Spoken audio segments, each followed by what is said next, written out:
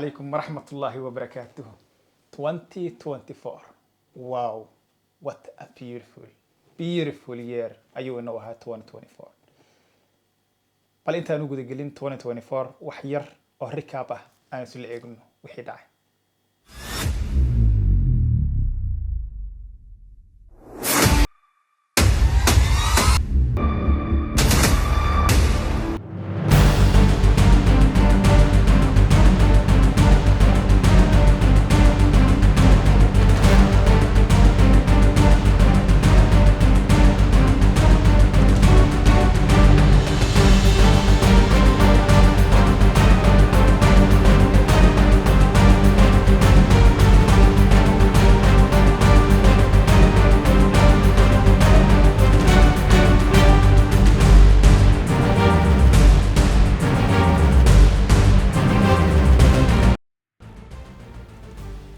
الحمد لله الله سبحانه وتعالى أيام هذا سكاله أو 2024 إنه وصل لما يقولوا أهدي أدواوين عن حقيقي ولي بنا أنا دقيقة فرني يقولوا أهدي أدواوين 2024 شخصيا شعبها وحوي هاي السنة كمدها السنة دي أوقو قروح دبنا إنه لشيء ده سومر سنة كان وحن مال في عنك جاري هركي وحبر شهادة نقطة يهدي أي نقطة إن أنا سي personal development كي عن حرمريو أو عن صوصارو buuggii ugu horeeyay ee af Soomaali ku qoran sirta jirdiska ilaa haddana buugga kaliya ah ee af Soomaali ku qoran ee ka hadlayo fitnesska.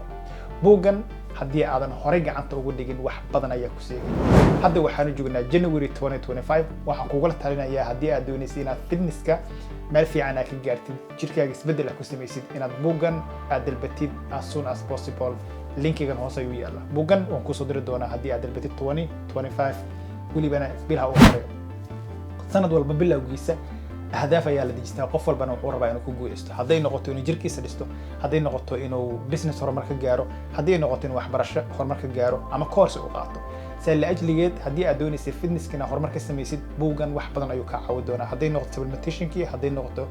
ترينينج كي هذين نقطة محل أورنجيري دايت كي أنت هذين نقطة وكعودونا مركب بوجن ضلبه يوسف كل عفي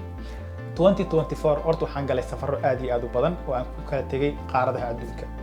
2024 safarkii iigu horreeyay waxaan ku tagay waddanka Ireland oo aan ka soo qabsaday dan aad iyo aad muhiim igu ahaaday kana soo duubay muuqaal run ahaantii aad ka wada hesheen oo haddii aad muuqaalkaasna daawan waa soo daawan kartaan Ireland. safarkeena ugu horreeyay wuxuu inoo ahaa waddanka Ireland. safarka kadib waxay noqotay inaan ku soo laabto meesha aan deganahay xaggan xafiiskan Oslo kadibna indhaha iyo dhigaha intaas xiro aniga iyo laptopka kaliya aanu loqti isku noqono. kadib waxaa dhacday in aan in badan kaliya aniga iyo laptopka aan sheekaysano aniga oo research qoraal intaba ku dadaalay. maxaa yeelay waxaan doonayay inaan xaqiijiyo buugga sirta jirdiska inuusan ila dhaafin 2024 maadaama aan ku howlanaa labadii sano ee ugu dambeysay inuusan ila dhaafin sanadka 2024 oo aan soo bandhigo wayga go'nay. saa awgeed waxaa dhacday in aan wixii ka dambeeyay February wixii ka dambeeyay ama April February wixii ka dambeeyay inaan indhaha isqabto ilaa iyo bisha 8aad oo aan maxal hijri ka soo bandhigay. buugga 2 sano ayaan qoray hore ayuu xafiigu ahaa laakiin xooggiisa ugu badan waxaa geliyay 2024 hadday noqoto daabacaadii hadday noqoto taftirkii hadday noqoto inaan qoraalkiisa dhammaystiro waxay igu noqotay 2024 in aan buuggii xooga saaro. alxamdulillah waa inoo soo gabagaboobay waxaana soo laanji gareeyay buuggaas August ayaan soo laanji gareeyay. alxamdulillah laanjigii aad iyo aad ayay bulshada Soomaaliyeed ugu farxaan dunida daafaheeda meel walba ay ka joogaan. wuxuuna noqday buuggii ugu saameynta badnaa maxaa yeelay buugga waxaa gacanta ku dhigay hadday noqoto madaxdii hadday noqoto dadkii ganacsatada ahaa hadday noqoto dadkii caadiga ahaa normalka ahaa shacabka hadday noqoto dhammaantoodba gacanta ayay ku dhigeen absolutely fariimo qurux badan iyo feedback qurux badan way soo celiyeen.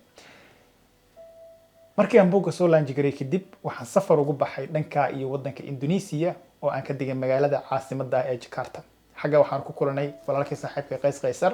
oo aanu maxay ahayd si aadnay dhankaas iyo Bali meel de in badan oo idinkeeda kamid ah aad ku riyootaan inaad tagtaan laakiin anagu idin tagnay oo idin soo gudbinay muuqaaladeedan aad daawateen. meeshaas run ahaantii waa meel aan in badan ku riyoonay inaan tago meel aan rabay inaan muuqaal ka soo duubo mar wayna ii suura gashay alxamdulillah waana ka soo duubay muuqaal aad iyo aad u qurux badan inkastoo meeshaas daroonkii ay nooga jabtay Qays oo muuqaalka aad daawanaysa daroonkii in la sameeyo waa la diiday daroonkii ajibisa laga rabaa marka Bali safarkeeda aad u qurux badnaa. Bali markii aan safarkii ka tagay waxaan aaday dhankaas iyo Malaysia oo aan kula kulmay team 27 run ahaantii waa team aan aad iyo aad ugu mahad celinayo sida quruxda badan ay ii soo dhaweeyeen sida quruxda badan ay uga qayb qaateen bandhigii buugayga. Shucayb waa maasantahay sida aad noogu faa'iideynaysid markaas si fikir ay u latay inaan dhigana aan u reebo dhalinyarada dhaxal u noqdo.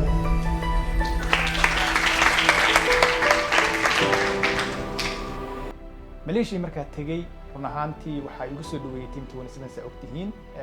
xaggaas ayaan kusoo bandhigay buugaygii sirta jirdhiska waxa buugga aad iyo aad igala shaqeeyay eventigaasi dhaco weliba si qurux badan igu dhaco run ahaantii isku dibirridkeedii wax walba igala shaqeeyay walaalkii Maxamed soo xasuusay oo aan mar walba xaggan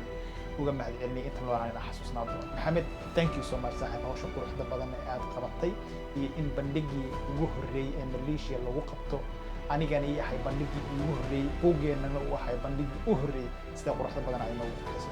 sidoo kale dhammaan team 27 anoo kala reebin ayagana aad iyo aad ay ugu mahadsanyihiin qof walba oo garabkiisu istaagay igana dhigay buuggaasi inuu gaaro meel aad iyo aad u dheer. safarkayga Malaysia markuu ii soo dhamaaday waxaan usoo ambabaxay dhankaasi Turkigana waxaa waaye isagana markaan maalin joogay waxaa waaye waan kasoo dhaqaajiyay Oslo ayaan soo aaday arrimo degdeg ah soo galay waxaan ka qayb galay markaa event xaggan ka dhaceysay oo maxaa la dhihi jiray Somali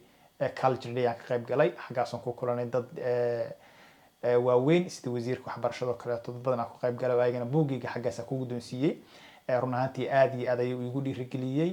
wasiir Faarax Cabdiqaadir uu igu yiri hawl qurux badan aan qabatay sii wad sidoo kale waxaan ku kulanay Cabdisalaan Hariiri markii laga yimaado dhankaas waxaan sii aaday halka ay caasimadda labaad ee Norway Bergen ayaa la iga yeeray ayadoo la doonayay markaa inaan buugayga xagga gaarsiiyo teamkaasna aad iyo aad ayaan ugu mahad celinaya walaalkay Suldaan run ahaantii oo hawl qurux badan qabtay reer Bergen aad iyo aad ayaan xaggan ugu mahad celinaya. kadib waxaa dhacday inaan usii qalab qaato safarkaygana aan sii wado dhankaas iyo London ayaan usii baxay. London waxaa inooga dhacday xaflad aad iyo aad u qurux badan xafladda London inooga dhacdayna waxay aheeday fitness and finance haddii aad igu ogeedeen kaliya inaan birta iyo howlaheeda ku jiro run ahaantii xagga kriptadana in badan ayaan kusoo guda jiray oo dadkii hore ayaan kamid ahay crypto OG marka waxaa dhacday xaggaas inaad cryptocurrency-ga iyo buugaygina aan kusoo bandhigo reer Londonna buugii ay aad u qaataan intii tiilana iga dhamaystaan dhahaaniyo maxaad buugga noogu soo yareys marka ayagana xaggan aad iyo aad uga mahad celinaya reer London. safaradu way badnaayeen 2024 kuma ekaan xaggaas waxaan u dhaqaajiyay dhankaas iyo Kenya ayaan u dhaqaajiyay Nairobi run ahaantii ma iloobi doono Nairobi ayadana inaba caadi ma ahayn xafladaas waxaa kasoo qayb galay bulsho aad iyo aad u qaaliya oo qiimo badan ayaa kasoo qayb galeen dad tiradooda dee aan ku qiyaasiyay markaa 700 haddaysan ka badnayn ayaa soo xaadiray run ahaantii waxayna muujiyeen taageero aad iyo aad weyn waan uga mahad celinayaa Nairobi sida quruxda badan ay howlkaas u imaadeen buugana u qaateen in soo dhaweeyeen aad iyo aad u mahadsantiin inkastoo aan ka degdegay kulli waxaa la yiri nimaan dhul marin dhaayo ma lahane waan ka dhaqaajiyay Nairobi oo waxaan aaday dhankaas iyo Muqdisho oo in badan wadankii horta kuma laaban sidaan qurba u soo aaday 15 sano ayaan ka soo maqnaa marka waxaa dhacday inaan ku laabtay Muqdisho aan tagay absolutely waxa farxad khaas ah yahay inaan Muqdisho tago bandhigii buugii Muqdishona waa aragteen run ahaantii isagana wuxuu noogu qabsoomay innaba si aan caadi ahayn dad aad iyo aad u badan oo ku qiyaasay 1000 ayaa ka soo qayb galay haddii aysan ka badnayn marka run ahaantii dad badan oo ka buuxsamay hoolka waxa waaye iyagana teamkii soo qaban qaabiyay teamkii hawshaas isku dib riday aad iyo aad ayaan ugu mahad celinayaa. waxaan rabaa inaan si khaas ugu sii mahad celiyo teamkii IBS Bank oo bilad sharafeed marka na guddoonsiiyay khaasatan Soomaaliya bold teamkooda ayagoo markaa ka socdayna guddoonsiiyayna aad iyo aad ayaan ugu mahad celinayaa. xafladii Muqdisho si qurux badan ayay noogu soo dhamaatay kadibna waxaa dhacday inaan xaggan ku soo laabto inkastoo 3 days only aan Muqdisho soo joogayna aan doonayay inaan waddankoodna aan isku maro laakiin fursadda ayay saamixi waysay waxay noqotay inaan dib u soo laabto Oslo ayay noqotay. 2025 ayaa la soo gaaray iyo ahdaaf cusub insha Allah 2025 magaalooyin badan ayaa noo qorshaysan inaan buugga gaarsiino inkastoo online-ka laga sii dalban karo ciddii dhararsan ay sii dalban karto ciddii doonaysa dee book signing kana insha Allah waqtigeeda ayaan u imaan doonaa magaalooyinka haray sida Minnesota Hargeysa Garowe Melbourne iyo sidoo kale insha Allah Canada Toronto haddii Ilaahay ka dhigo marka magaalooyinkaasna way kusoo wajahanay haddii Ilaahay ka dhigo buugsaa ninkana gaarsiin doonaa magaalooyin kasta ilaahay ka dhigo marka waxaan rabaa xaggan uga mahad celiyo hooyo oon dhaho hooyo aad iyo aad ayaan umahadsantahay run ahaantii sida quruxda badan ay garab istaagtay mar walba aad uga shaqaynaysay inaan guuleysto run ahaantii youtube hadda wax aan soo dhigi waayay igu dhahdaa maxaa wax u duubi waysay hooyana xaggan rabaa inaan uga mahad celiyo waxaan rabaa sidoo kale aabina xaggan uga mahad celiyo aabe thank you so much taageeradaada dhammaan familka ayaan rabaa xaggan uga mahad celiyo run ahaantii sida quruxda badan ay garab istaageen asxaabta ayaan rabaa igana sidoo kale xaggan uga mahad celiyo sidoo kale waxaan rabaa inaan si khaas u mahad celiyo walaalkii Ibrahim nolosha oo effort badan ila geliyo buugan haddii noqon lahayd taftarkiisii haddii noqon lahayd muqdisho howlaheedii aad iyo aad igala shaqaynaysay si khaas ayaan u mahad celinaa run ahaantii qof walba oo horumarkayga 2024 inuu saa iigu dhaco igala shaqeey aad iyo aad ayaan u mahad celinayaa waxaan leeyahay allah idin sharfo thank you so much magacantiina haddii aan dadka qaar ka tegayna ma ahan inaan ula kac ula tegay waxaa waaye bulsho badan ayaan la kulmay run ahaantii cid walbana maqaamkeeda iyo sida quruxda badan ay ii soo dhaweysay ayaan rabaa inaan xagga u mahad celiyo marka cid walba waxaan rabaa inaan xaggan uga mahad celiyo oo taageertay 2024 garabkayga soo istaagtay na jecleed horumarkayga waxaan leeyahay aad iyo aad u mahadsantiin insha allah 2025 waxaan rajaynaynaa inuu noo noqdo sanad qurux badan guulo qurux badan aan wada gaarno buugana insha allah hadduusan kusoo gaarin dalbo si aad 2025 jirkaaga wax uga bedeshid aad iyo aad u mahadsantihiin thank you so much waxaan rajaynaynaa adiguna inaad guulaysatid anigana sidoo kale inaan sii guulaysto hadduu ilaahay ka dhigo thank you so much